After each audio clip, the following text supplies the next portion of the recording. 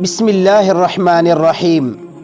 میرے محترم سامعین، آج جو میں آپ کی خدمت میں شرعی مسئلہ ذکر کروں گا وہ ایک دوست نے پوچھا ہے کہ کسی مسلمان کو فاسق یا کافر یا اللہ کا دشمن کہنا کیسا ہے اور اس کا وبال کیا ہے؟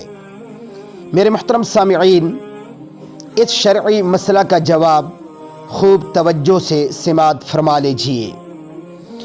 حضرت ابو ذر رضی اللہ عنہ سے روایت ہے کہ رسول اللہ صلی اللہ علیہ وسلم نے پاک ارشاد فرمایا کہ جس نے کسی آدمی کو کافر کہہ کر پکارا یا یوں کہا کہ اے اللہ کے دشمن اور وہ ایسا نہیں ہے، تو یہ کلمہ اسی پر لوٹ جاتا ہے جس نے ایسا کہا۔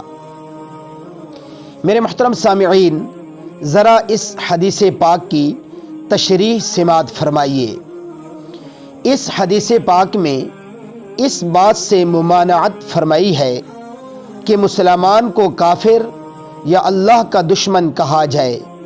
دوسری روایت میں ہے کہ جو شخص کسی کو فاسق یا کافر کہہ دے اور وہ ایسا نہیں ہے تو یہ بات اسی پر لوٹ جاتی ہے جس نے زبان سے نکالی۔